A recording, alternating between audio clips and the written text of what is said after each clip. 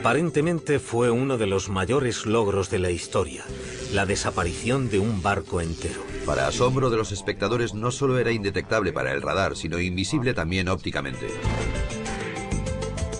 Según la leyenda, el experimento fue un gran éxito, pero tuvo un intolerable coste en vidas humanas. Los hombres quedaron molecularmente enganchados al barco, unidos con el barco cuando se teletransportó. Estos se habían vuelto locos, se habían quemado o se habían vuelto invisibles. A esos tripulantes les pasaron cosas horribles.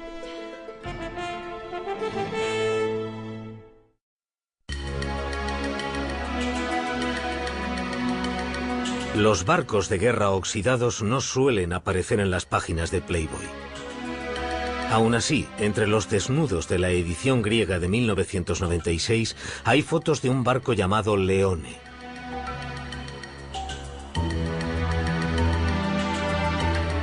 El artículo tampoco es el típico de Playboy. Describe cómo el Leone, un destructor estadounidense de la Segunda Guerra Mundial, se desguaza tras medio siglo de servicio y casi 4 décadas con la Marina griega.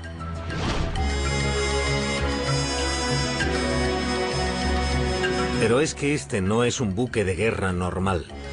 El buque que los griegos llaman Leone tiene un pasado legendario. Hace mucho tiempo se lo conocía como el USS Eldridge, en la época en la que supuestamente fue objeto de un audaz experimento de teletransporte e invisibilidad.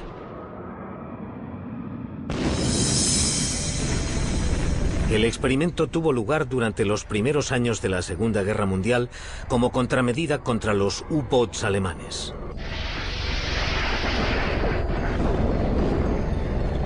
Los convoys aliados eran un salvavidas. Traían hombres, productos y armas en el momento de mayor necesidad, pero eran lentos y problemáticos y a menudo estaban fabricados con piezas de barcos viejos y decrépitos. Los barcos que los protegían estaban por detrás de los submarinos enemigos, ya que tenían mayores ángulos de rotación. Un U-boat podía maniobrar mucho mejor que un destructor, meterse en el convoy y centrarse en un objetivo sin defensas.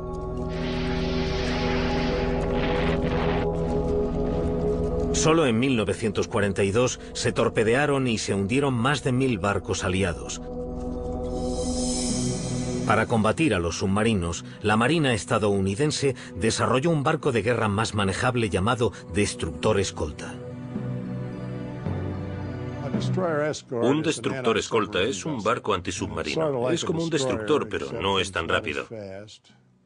Y tiene un radio de giro mucho más pequeño. Puede que no solo tuviera una mejor maniobrabilidad. Los que creen en el experimento Filadelfia dicen que había planes para darle al destructor escolta una gran ventaja sobre los submarinos. Invisibilidad.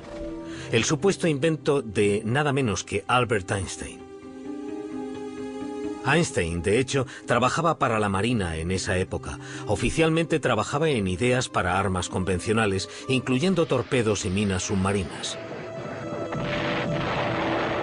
Pero eso era para ocultar el verdadero proyecto de Einstein, o eso dicen los que creen en la historia, entre ellos un supuesto testigo ocular del experimento llamado Carlos Allende. Según Allende, la Marina usó una variación de la teoría del campo unificado de Einstein, que en ese momento estaba supuestamente incompleta. Usaron la teoría del campo unificado para curvar la luz, para volver invisible el barco, porque estaba rodeado de una niebla electromagnética. También fue Allende el que desveló la identidad del presunto barco de pruebas, un destructor escolta llamado USS Eldridge. Ese salto a lo desconocido de la tecnología no se hizo sin miedos, o eso es lo que dice Alfred Bielek, que declara haber formado parte del equipo científico. Todos estábamos muy preocupados y debo añadir que desde 3 días antes, desde el 9º día, muchos de los que formábamos parte de ese equipo y trabajábamos en el proyecto tuvimos una extraña sensación que nos indicaba que algo iba muy mal. Sin embargo, en julio de 1943, en el muelle de Filadelfia, se dio el visto bueno al experimento. Alrededor del Eldridge se encendieron potentes campos electromagnéticos. A bordo, una reducida tripulación. Científicos y oficiales lo miraban desde una distancia segura. El único testigo ocular fue Carlos Allende, un marinero del Liberty. Y lo que afirma haber visto es un barco engullido por un fuego de San Elmo, una niebla verde y densa.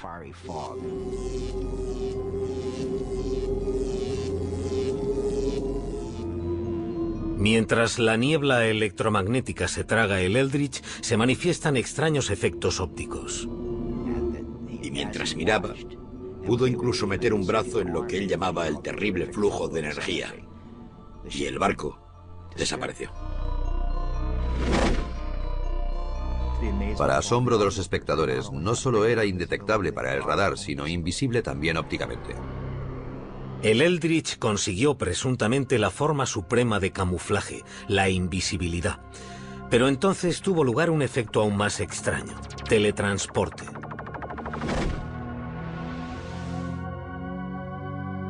Los cronistas del experimento Filadelfia no se ponen de acuerdo sobre si esto sucedió ese primer día o en una prueba posterior. Pero en lo que sí están de acuerdo es en que mientras el Eldridge empezaba a reaparecer, hubo un repentino fogonazo. Entonces el barco desapareció otra vez y simultáneamente volvió a reaparecer en el muelle de Norfolk, Virginia, a 500 kilómetros de distancia. Tras unos minutos desapareció de Norfolk y reapareció en medio de otra niebla verde cargada de ozono en Filadelfia. Tras ese milagroso viaje, el USS Eldridge regresó ileso. Pero el caso de la tripulación fue totalmente distinto. Los hombres quedaron molecularmente enganchados al barco, unidos con el barco cuando se teletransportó. Los hombres se volvieron locos, se quemaron o quedaron invisibles. Fue espantoso. A esos tripulantes les pasaron cosas horribles. A continuación, los asombrosos hechos que han sido encubiertos. Nunca les dijeron la verdad a las familias. Les dijeron que se habían perdido en el mar como parte del contingente de guerra. Era una afirmación muy creíble.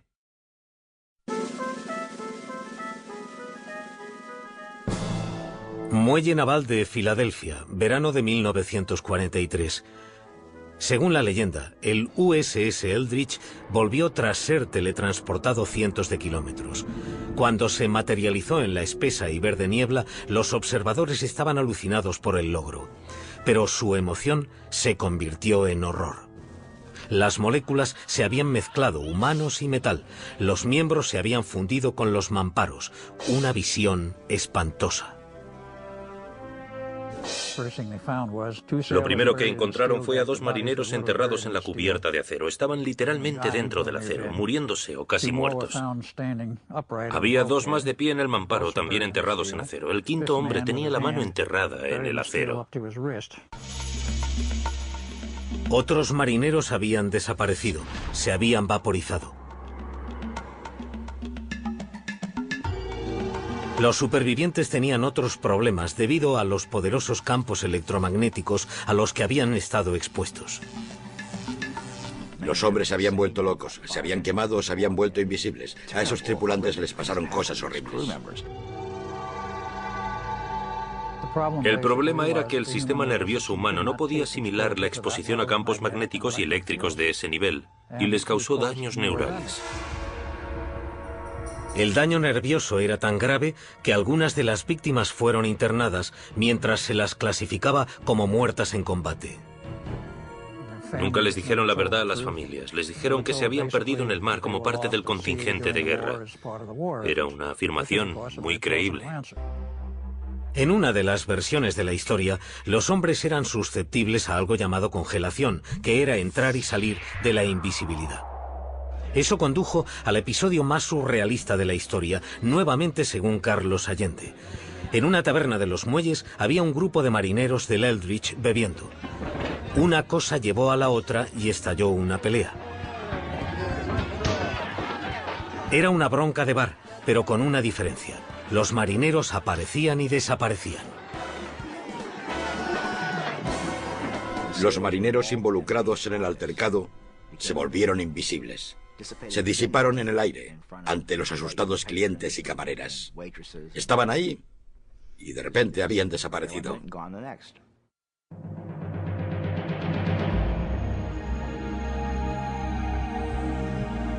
Enfrentados a estos extraños efectos y a la carnicería del Eldridge, se dice que la Marina desechó toda la operación.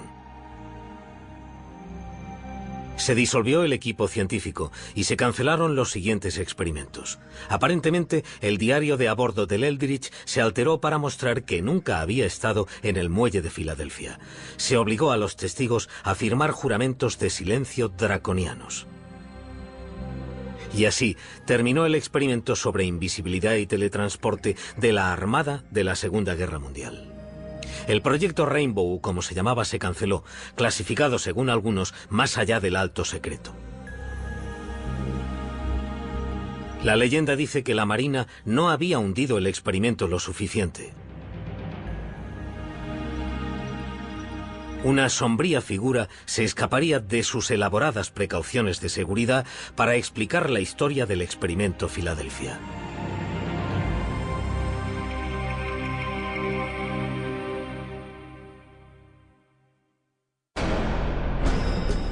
A continuación, los secretos de la Marina anotados en un libro legendario, unas revelaciones sorprendentes. Esos tres escritores resolvían todos los misterios del universo. Hablaban de modos y métodos de viaje usados por los ovnis. Hablaban sobre el comportamiento y la ética de los seres que gobernaban esas naves espaciales.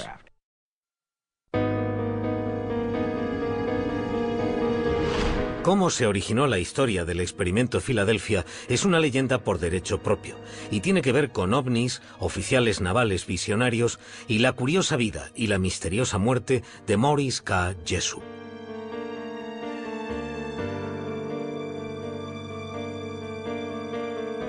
Jessup era científico y escritor, uno de los primeros investigadores de lo paranormal. Las cosas inexplicables le producían curiosidad y siempre pensó que la ciencia debía estudiar las excepciones, las irregularidades, creo que las llamaba, las cosas que no encajaban con las teorías. En 1955 publicó The Case for the UFO. El libro es un valiente intento por legitimizar un tema que las revistas baratas y las películas de serie B ya habían corrompido.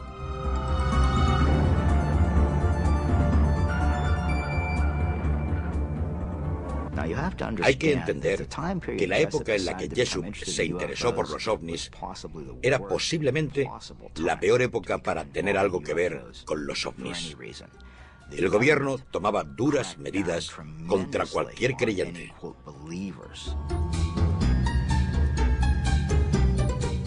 Este desprecio oficial ocultaba un interés real del gobierno. Había informes de pilotos militares acerca de objetos voladores que nadie podía explicar.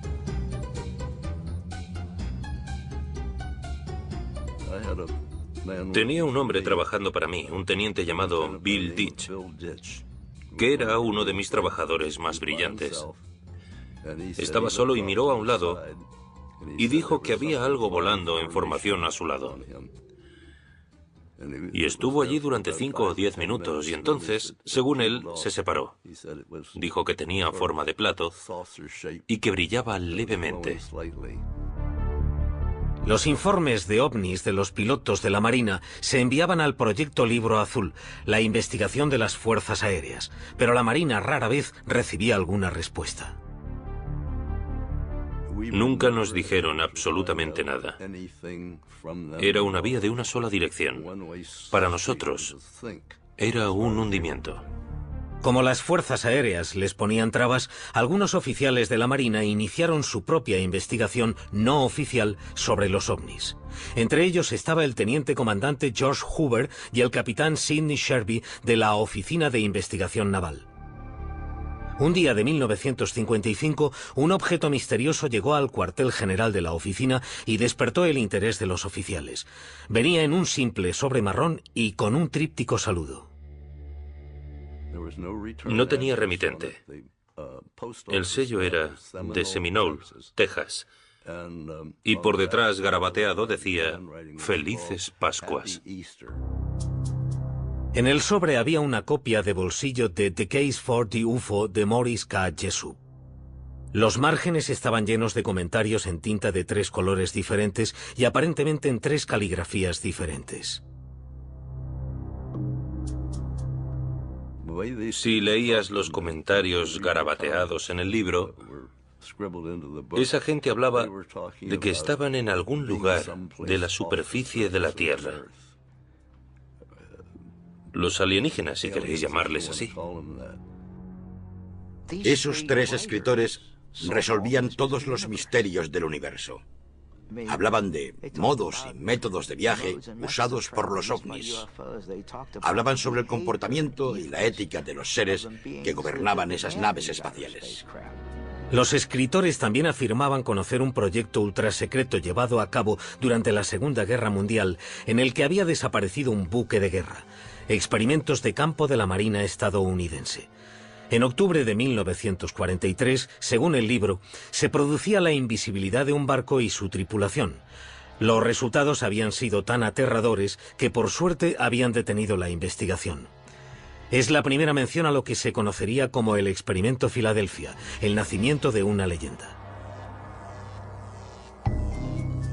Los oficiales de la Marina se sintieron intrigados por el libro. Llamaron a Morris Jessup al cuartel general de la oficina para ver si el autor podía arrojar alguna luz sobre su origen. Jessup reconoció la caligrafía del libro. Era extraño, pero había recibido cartas escritas con la misma inconfundible letra. Estaban firmadas por un hombre que se identificaba como antiguo marino mercante, Carlos Allende. El estilo de escritura de Carlos Allende proclamaba que estaba loco. Aún así, quizás el hombre solo exageraba algo que había visto o había oído. Desde entonces, la gente se ha mostrado perpleja ante el aparente interés militar de alto nivel en un libro sobre los ovnis. Morris K. Jessup quedó asombrado por el interés de la Marina. Se dice que empezó su propia investigación sobre el experimento Filadelfia. En 1959 presuntamente hizo un gran descubrimiento e iba a compartirlo con un colega llamado Dr. Manson Valentine. En abril de 1959, Morris Jessup llamó a su amigo, el Dr. Valentine, y le dijo: creo que he encontrado algo que tiene que ver con el experimento Filadelfia, que he estado investigando, y quiero mostrarte lo que he encontrado. Quedaron para cenar y hablar de su investigación al día siguiente. Sin embargo, al día siguiente, el 20 de abril de 1959, se descubrió el coche de Jessup en un parque de Coral Gables, Florida. El motor aún estaba en marcha. Había una manguera que iba desde el tubo de escape al interior del coche. Dentro estaba Morris K. Jessup, que todavía respiraba, aunque murió poco después envenenado por el monóxido de carbono. Aparentemente suicidio. ¿Lo era? Es muy interesante que en lugar de ir a casa del Dr. Valentine, eligiera ir a un parque y presuntamente suicidarse. Desde entonces, la naturaleza de la muerte de Jessup ha sido muy controvertida. Algunos creen que le asesinaron por lo que sabía sobre el experimento Filadelfia. Otros dicen que se quitó la vida debido a su reciente divorcio y al hostil recibimiento de sus libros. Sigue siendo un misterio incluso para su hija. Ella cree que tenía muchas cosas por las que vivir, pero admite sinceramente que lo contrario también podría haber sido cierto. Su mujer, Marjorie, me llamó para decirme que había muerto. Y mi reacción en ese momento fue decir, ¿cómo lo ha hecho? Así que para mí debía de estar deprimido en ese momento. Es curioso, hasta que me lo ha preguntado no había pensado en ello, desde hace mucho tiempo. Pero dijo que había muerto y yo pregunté, ¿cómo lo ha hecho? Sea como sea, la muerte de Morris Jessup añade misterio y credibilidad al experimento Filadelfia. Es una historia muy triste. Pero que hiciera eso ayudó a propagar y autentificar los rumores de que había algo, que esto tenía algo de cierto.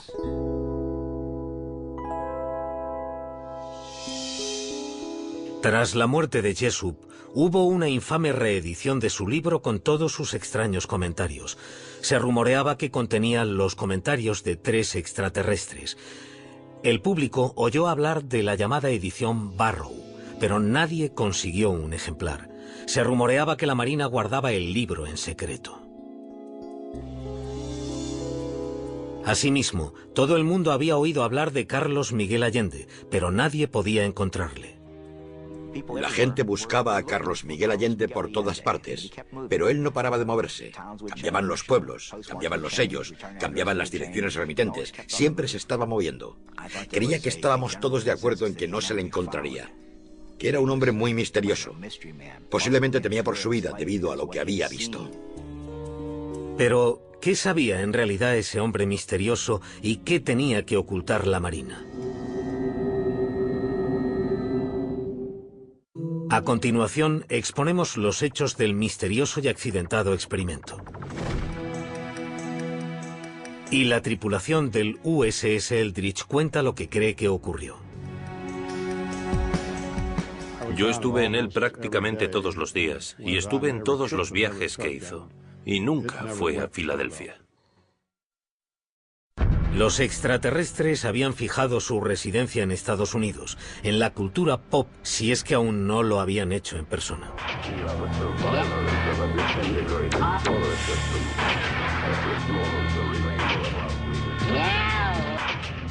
Los ovnis, Roswell, los ovnis de los 50, Expediente X, Alien, más Alien, hombres de negro, monstruos del lago Ness, juguetes, camisetas, figuras, libros, juegos. Todo esto forma parte de la historia paranormal de los últimos 40 años. Todo está en mi mazmorra. Bienvenidos a mi mundo. Como muchos otros jóvenes investigadores de ovnis en los años 60, a Robert Gorman le fascinaba el hombre misterioso del experimento Filadelfia, Carlos Miguel Allende. Pero a diferencia de otros cazadores de Allende, Gorman vive en New Kensington, Pensilvania, el mismo lugar desde el que Allende envió muchas de sus cartas. Pensé que si alguien podía encontrar a Allende sería yo, porque vivo en el mismo pueblo y no tengo que viajar mucho. Tendría que poder intentarlo, y a finales de los 60 lo intentaba con fuerza. Gorman y los demás tenían pocas cosas con las que trabajar. La única información sobre Allende era su número de identificación de marinero, que incluyó en sus primeras cartas. Aparecieron hombres que afirmaban ser Carlos Miguel Allende, pero eran impostores que no podían presentar documentos de la Marina. Durante los años 60, su fama clandestina creció. Se creía que la Marina tenía un interés secreto en un libro que les habían enviado anónimamente por correo unos seres desconocidos. Un artículo de la revista Saga de finales del 67 y 2 novelas de bolsillo del 68 supusieron el nacimiento del misterio Allende Jessup en la mente del tipo normal y corriente, de a pie. Alrededor de Carlos Allende creció una considerable industria casera. Todo el mundo parecía llenarse los bolsillos, excepto el propio Allende, que también respondía al nombre de Carl Allen. Carl Allen al final se enfadó y se amargó bastante porque todo el mundo hacía dinero con el experimento Filadelfia. Todos los editores publicaban y vendían libros. Todo el mundo publicaba en sus libros las cartas que él le había escrito a Morris Jessup. Todo el mundo parecía estar haciendo dinero con esa historia, menos la persona que se la había inventado, Carl Allen. Así que en el verano del 69, Carl M. Allen, con una copia de la edición Barrow en la mano, entró en el cuartel general de la Oficina de Investigación Naval y confesó que todo aquello era una broma de mal gusto. Dijo que eran las mentiras más delirantes que había escrito nunca. Su confesión fue el segundo gran golpe que recibió el movimiento OVNI en un año. A principios de 1969, las fuerzas aéreas dejaron oficialmente de suministrar fondos para las investigaciones de lo paranormal. Dijeron que los ovnis no existían. Cerraron filas con la Marina, que había abandonado su búsqueda no oficial de extraños objetos voladores. El estudio de los ovnis no solo perdió su legitimidad en el gobierno, sino también a su chico de bandera, el supuesto extraterrestre Carlos Allende.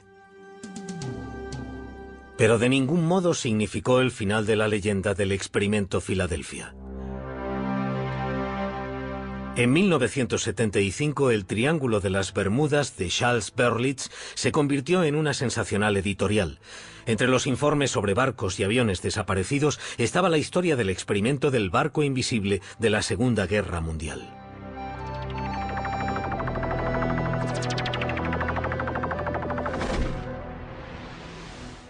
Cuatro años después, Berlitz igualó el éxito de ese libro con El misterio de Filadelfia. Él y William Moore, coautor de la obra, hicieron un refrito de los conocidos relatos de Carlos Miguel Allende.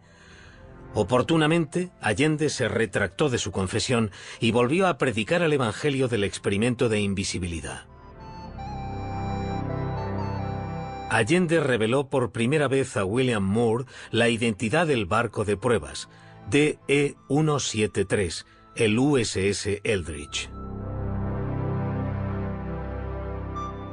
Los autores hablaron con miembros de la tripulación del Eldridge, pero las entrevistas no corroboraron el experimento.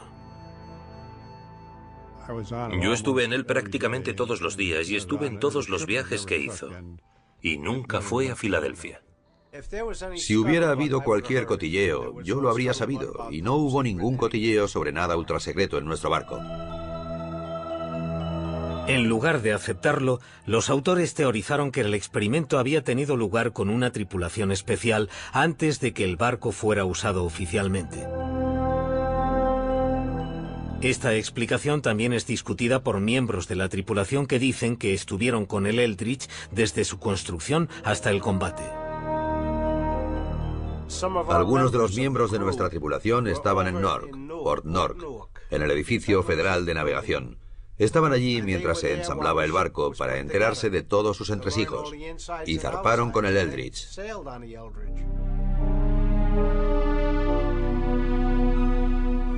Mientras los miembros de la tripulación ridiculizaban la idea del experimento Filadelfia, el público lo aceptaba con entusiasmo. El libro fue otro éxito. Mientras se reavivaba el interés sobre este asunto, el hombre que se ocultaba tras él fue finalmente desenmascarado. Sucedió gracias a una increíble coincidencia. Robert Gorman y Carlos Allende vivían en el mismo pueblo, New Kensington, Pensilvania. En 1979, Gorman hablaba con un vecino, un hombre llamado Allen, que de repente le reveló que era el padre de Carl Allen, alias Carlos Miguel Allende, y que tenía documentos para demostrarlo. Me dijo: Carl nos envía cosas continuamente. Deje que vaya a buscar algunos de sus papeles. Desapareció y volvió al cabo de un momento con una caja bastante grande, pesada, con 2 asas, y me dijo: tome, puede usar todo lo que hay aquí dentro. Sírvase usted mismo. Miré, aunque me sentía bastante escéptico. No sé por qué me sentía escéptico. Y la abrí, y había un fajo de papeles de marinería. Y miré una esquina y vi esos hermosos números: 7416175. El mismo número que había enviado en la postdata de una carta a Jesús. Y supe que tenía el material auténtico, que no era un impostor. Fue un momento increíble. Sabía que tenía el material auténtico. Carlos Miguel Allende.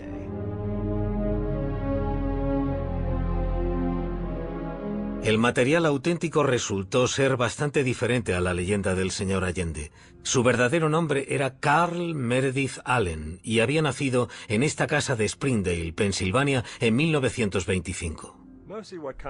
Lo primero que me viene a la mente sobre Carl Allen, mi hermano mayor, es que era muy inteligente, pero no muy listo, no sé si me entienden. Tras una prueba de inteligencia, tuvo el segundo coeficiente intelectual más alto del condado, pero suspendió en el colegio. Aunque era un mal estudiante, era un lector voraz, con la excéntrica costumbre de anotar casi todo lo que leía. Tachaba lo que el autor había escrito y ponía su propia anécdota en el margen. Y creo que lo hacía porque no había aprendido a escribir. Así que se limitaba a cortar y pegar lo que otra persona había escrito. Se compraba un libro, lo llenaba de comentarios y lo enviaba por correo a alguien que pensaba que podría estar interesado en lo que él había escrito. Que garabateara The Case for the UFO y lo enviase al cuartel general de la Marina es típico de Allen. Pero fue un tiro a ciegas que dio en la diana, desencadenando una impresionante reacción en cadena. La Marina llamó a Jessup por casualidad. Jessup conservaba las cartas. Los dos hombres, fuera de servicio o no, decidieron reproducir el libro, lo que generó el rumor de que el libro con las anotaciones circulaba entre las personas más poderosas. Y después, Jessup se suicidó. Robert Gorman concluyó que el experimento Filadelfia no era nada más que un fantasma. En 1980 publicó un artículo en la revista Fate titulado Alias Carlos Allende, en el que revelaba que el nombre era Allen, no Alien. Descubrió lo que cuesta matar una leyenda. Envié preguntas a diferentes e importantes personalidades relacionadas con los ovnis, gente que dirigía revistas, y lo que recibía era más que una simple evasiva. Casi me ponían en la lista negra. Todo iba bien cuando escribía artículos a favor de los ovnis y sobre los hombres de negro y los misterios del universo, pero no querían saber nada de Carlos Allende. El propio Allende contestó con amenazas de muerte. En el reverso de un sobre que envió a su padre, incluso mencionaba que el único motivo por el que no había matado a Gorman era porque aún no lo había atrapado. De hecho, ambos hombres acabaron por conocerse personalmente, pero en persona Allen era cualquier cosa menos intimidante. Probablemente el anticlímax de mi vida haya sido conocer al Carlos Allende de carne y hueso, porque no supuso nada mágico para mí. No me interesaba, no me intrigaba el destructor desaparecido, no me intrigaba saber si era un extraterrestre, porque sabía la verdad. ¿Fue el descrédito de Allen como testigo presencial el final del experimento Filadelfia o realmente ocurrió algo en 1943?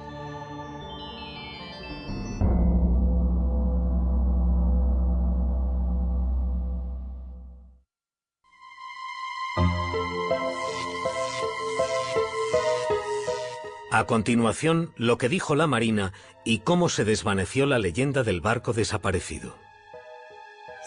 Nos pareció que lo que esos chicos decían sobre volver invisible un barco era hablar por hablar. Verano de 1996, 53 años después de haber estado supuestamente involucrado en un experimento sobre la invisibilidad, el USS Eldridge vuelve a desaparecer. Desde 1955, el buque de guerra ha servido en la Marina griega bajo un nombre nuevo, el Leone. Pero los oficiales griegos no saben dónde está. Les avergüenza contarle a un periodista de Playboy que le han perdido la pista a un barco de 1.200 toneladas. El Eldridge, también conocido como Leone, pronto aparece en un depósito de rescate de Creta. Su más reciente desaparición se ha debido a un error burocrático, no a un experimento ultrasecreto.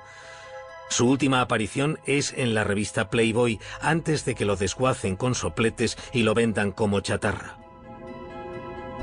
¿Pero qué tienen de ciertos los rumores sobre un experimento ultrasecreto durante la Segunda Guerra Mundial? En esa época había la tecnología necesaria para volver algo ópticamente invisible. ¿Encontraron la manera de teletransportar un objeto de un sitio a otro instantáneamente? A principios de los años 40, en cierto modo se habían puesto en marcha técnicas de invisibilidad. Iban desde simples pantallas de humo a un ingenioso plan para camuflar los aviones que en clave se llamaba Yehoti. Proyecto Yehoti. Se equipan dos aviones con faros sellados en las alas para iluminar la silueta del avión a cielo abierto. Tuvo un relativo éxito. La Marina consideró todas las opciones para esconder sus barcos de los submarinos que los rondaban, incluso el truco de un mago llamado Joseph Dunninger. El señor Daninger, para obtener más publicidad, dijo que podía hacer invisibles los barcos de guerra. Convocó una conferencia de prensa para demostrarlo. Y dijo que, bueno, no tenía un barco de guerra y que, por supuesto, no cabría en una sala de hotel. Así que haría desaparecer una foto. Y lo hizo. Hizo desaparecer la foto del barco de guerra. Los militares se enteraron y fueron a verle. Y le obligaron a decir que no, que realmente no tenía ningún modo de hacer invisibles los barcos de guerra. Pero mencionó que había un par de técnicas que le rondaban por la cabeza que podrían hacerlos un poco más difíciles de ver. Lo que les dijo se mantuvo en secreto. Y Daninger se lo llevó a la tumba. Otra práctica naval pudo alimentar la fábrica de rumores, una técnica para esconder a los barcos de las minas magnéticas llamada desmagnetización. La desmagnetización es un método en el que se ponen cables en el casco de un barco para hacerlo invisible a las minas magnéticas. Siempre sabíamos que iba a haber desmagnetización, porque recogían todos los relojes. Cualquier cosa que dijera la hora, lo recogían todo, y lo dejaban en tierra para que el campo magnético no estropeara los relojes. Durante la Segunda Guerra Mundial, la Marina tenía una zona de pruebas poco conocida en Chesapeake Bay. Cualquier buque de guerra equipado con un equipo desmagnetizador les habría visitado. Y cuando un barco tenía un equipo de desmagnetización, se usaba en esa zona para ver si hacía contacto con alguno de los puntos de control o no. Y cuando pasaba y no dejaba ninguna señal, se consideraba que el equipo de desmagnetización funcionaba y se dejaba marchar el barco. La Marina sostiene que la fuente original de la leyenda del barco desaparecido fue una exageración del proceso de desmagnetización. Nos pareció que lo que esos chicos decían sobre volver invisible un barco era hablar por hablar. Y la invisibilidad de la que hablaban era la invisibilidad magnética para la desmagnetización. En cuanto a los rumores de teletransporte, algunos trabajos modernos en ese campo nos dan un poco de perspectiva. Por ejemplo, en Caltech, en Pasadena, sobre una mesa que flota sobre un cojín de aire. Disparando un rayo láser a través de un laberinto de espejos, los científicos producen un efecto llamado teletransporte cuántico. Es la realización en miniatura de algo sacado de Star Trek. Es algo tan fantástico en este momento, científicamente hablando, que está casi en el campo de la ciencia ficción. Sin embargo, los científicos solo han conseguido teletransportar partículas subatómicas llamadas fotones. Lo que no prevén es la manera de teletransportar cualquier objeto sólido, y mucho menos un buque de guerra de 1.200 toneladas. Si cojo un estado arbitrario de 300 partículas cuánticas solo para escribir qué es ese estado, necesito más información que partículas hay en el universo. La idea de teletransportar un sistema material de cualquier medida está muy lejos de las capacidades técnicas de cualquier futuro previsible. Hay un pequeño pero intrigante punto de contacto entre el teletransporte y la historia del experimento Filadelfia. Se dice que fue Albert Einstein el que ideó el experimento, y el teletransporte cuántico utiliza un principio que Einstein llamaba acción a distancia, que es una misteriosa interrelación entre objetos distantes. Él fue el primero en señalar la existencia de ese recurso en un artículo de 1935. En un contexto totalmente diferente, no para usarlo como teletransporte. En realidad lo había sugerido como contraejemplo de la teoría de la mecánica cuántica. Aunque él no lo pretendiera, la teoría de Einstein se convirtió en una de las inspiraciones del teletransporte cuántico. Los hechos demostrables que hay en el experimento Filadelfia son muy pocos. Y aún hay algunas preguntas sin respuesta. ¿Por qué la Oficina de Investigación Naval se interesó por un libro sobre ovnis que contenía la historia de un barco de la Marina desaparecido? ¿Y por qué se suicidó el autor de ese libro en el momento en que iba a revelar todo lo que sabía? La historia del experimento Filadelfia ha sobrevivido al descrédito de su creador, Carl M. Allen. Ha vivido más que el propio Allen, que murió en un asilo de Colorado en 1994. El misterio y el mito continuaron evolucionando.